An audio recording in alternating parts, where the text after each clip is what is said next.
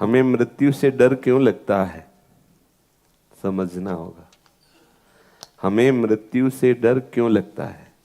मृत्यु की बात सुनते ही भय लगता है। इसलिए डर लगता है कि हमें जहां जाना है वहां परिचय नहीं किया, जो करना चाहिए वो किया नहीं, जो नहीं करना चाहिए वो किया, इसलिए डर लगता है। जो करना चाहिए वो कर लो, जहां जाना है वहां का परिचय जान लो, फिर एक मृत्यु का सारा संसार मृत्यु रूप रख के आ जाए और डर लगे तो हमें बताना। परीक्षित जी से पूछते हैं श्री शुकाचार्य, बेटा परीक्षित तुम्हें तक्षक से भय लग रहा है? बोले गुरुदेव यदि पूरा विश्व तक्षक रूप धारण करके आ जाए और डसे तो भी आपकी कृपा से अब भय नहीं है।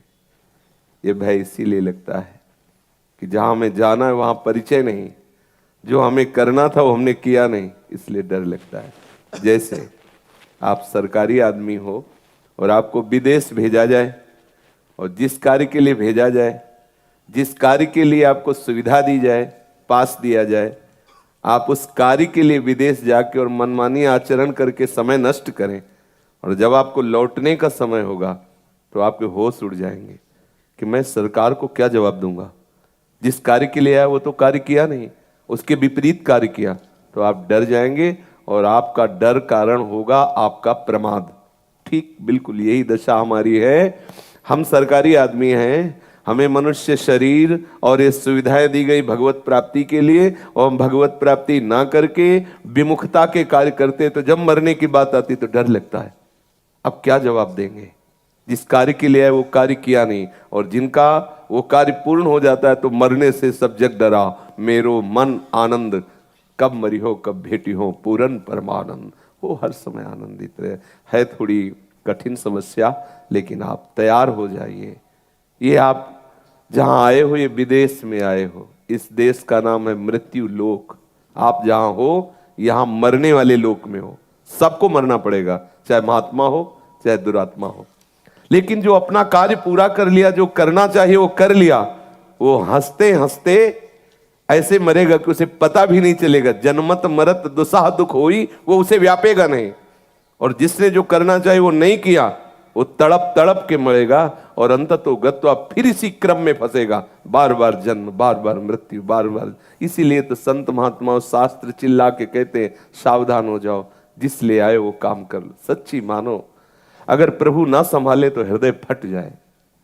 तसल्ली तभी होती जब लगता है चिल्ला चिल्ला करो, हारा था हारा। तो जैसे वेग आता है ना, ऐसा लगता है तब तसल्ली मिलती। जब घंटा दो घंटा रो लो ना तो ऐसा अब तसल्ली, नहीं तो हृदय फटता है, हृदय में पीड़ा होती है।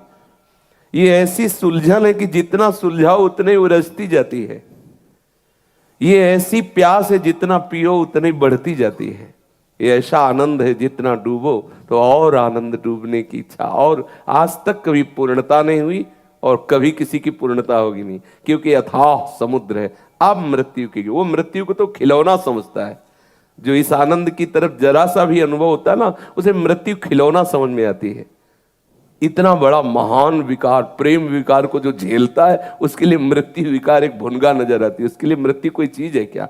आप छोटे छोटे भोगों को भोग रहे हैं, प्रभु से विमुख है, मृत्यु हाय हाय मच जाता है, मरना पड़ेगा। अरे मरना क्या, सच्ची बात मानो। जैसे पुराना कपड़ा तुम्हें उतारने में कोई भय नहीं लगता, ऐसे ही भगवत प्रेमी महात्मा को शरीर त्यागने में कोई भय नहीं होता। हमारे पास अज्ञान की ऐसी जाली बिछी हुई है कि हम देख नहीं पा रहे हैं। मुझ सच्चिदानंद को कौन मार सकता है?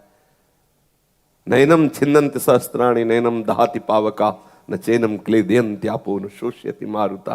पर फंस गए, इस शरीर में राख करके फंस गए। और पता है छूटेगा, पता है सबका छूट रहा है, लेकिन कोई सावधान नहीं हो रहा। कोई बिरला सावधान। हाय हाय मच जानी चाहिए। जिस मकान में रह रहे वो तो छूटने वाला है, आगे का ठिकाना नहीं। बोलो क्या दशा है? अगर ठिकाना मिल जाए तो नाचने लगोगे। ऐसे महल में जाना है जहां अविनाशी चिदानंद, कहीं कोई भय नहीं।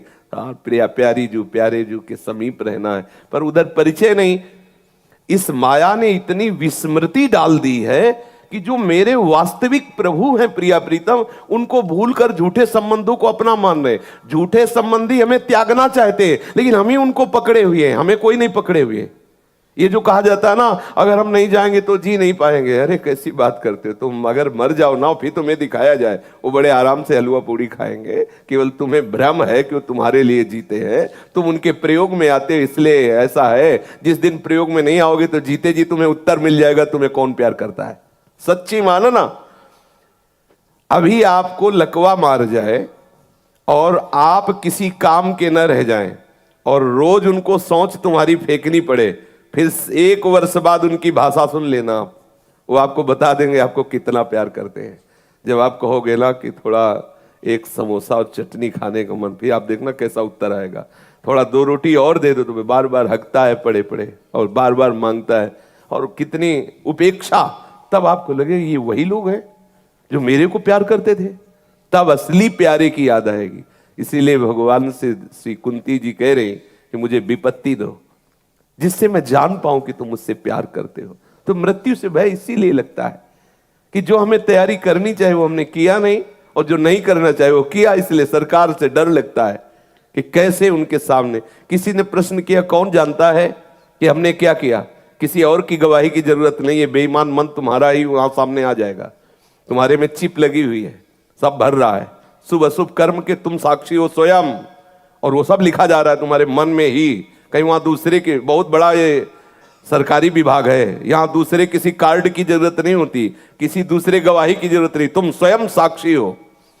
वहां सामने पहुंचते ही वो तुम्हारे मन की चिप को 1 मिनट में सब पूरा निर्णय दिखा दिया ही हो, वो मन ही तुम्हारा सब बता देगा सामने, और 1 सेकंड में निश्चय करके हटा दिया जाता है। वहां इतना बड़ा टाइम थोड़ी कि भाई गवाही दो, पेशगी, तुम ही गवाही हो, तुम स्वयं साक्षी हो उसके, तो वहां थोड़ी कपट चलेगा। ये तो इस शरीर में हो इसलिए कपट। जे भी तुम इस शरीर से निकाल कर यातना देह में डाले गए, ठीक निर्णय तुम्हारा खुद होगा। हाँ, मेरे से गलती हो गई, अपराध हुआ, मैं इस दंड के योग्य हूं। तत्काल तुम्हारे मन में ही सारी जो बातें भरी वो सब उसी से जांच हो जाती, किसी दूसरी गवाही की जरूरत नहीं। जैसे आप सोचते हो मैं एकांत में पापाचरण कर रहा हूं, कोई देख नहीं रहा, अरे पागल, तू ही गवाही है, तेरा मन ही रजिस्टर है, उसी में सब लिख दिया गया। सावधान, तू एकांत में भजन कर रहा है, सोच रहा है कोई जान तो नहीं रहा, हमारी पुकार कोई सुन तो नहीं रहा। तेरे अंदर बैठा हुआ परमात्मा सुन रहा है, तेरी मन में वो पुकार जो सत्य पुकार है वो भरी जा रही है, तेरे सब विकार डस्ट हो रहे, तो स्वयं मुक्त हो जाएगा। किसी प्रमाण की जरूरत नहीं, तो स्वयं परमानंद में मगन। बुरे आचरण करेगा स्वयं जलेगा, किसी प्रमाण की जरूरत नहीं। खुद तू निर्णय करेगा एक दिन कि मुझे मृत्यु मिल जाए, मैं जल रहा हूं। वो खुद, आप देखो कैसी उसकी लीला, कैसी अपने हाथ से जहर खाता है, अपने हाथ से फांसी लगाता है, अपने हाथ से अपने शरीर को नष्ट कर देता है। लो दंड, किसी दूसरे की जरूरत नहीं। अगर कर्म बिगड़ गए तो अपने हाथ से तुम अपने आप को मार दोगे। उसका निर्णय बड़ा विचित्र है। डरो उससे और सही मार्ग में चलो तो आनंदित हो जाओगे, मृत्यु का भय मिट जाएगा। देखो, एक देशभक्त जो स्वतंत्रता के लिए, देश की रक्षा के लिए वंदे मातरम बोला, फांसी का फंदा चूमकर गले में डाल लिया। भगत सिंह, चंद्रशेखर आजाद अपने गोली मार रहे, किस लिए? देश प्रेम जागृत हो गया तो मृत्यु उसके लिए खिलौना है। और तुम भगवत प्रेम जागृत हो जाए, फिर मृत्यु का डर कैसा भगवत प्रेम?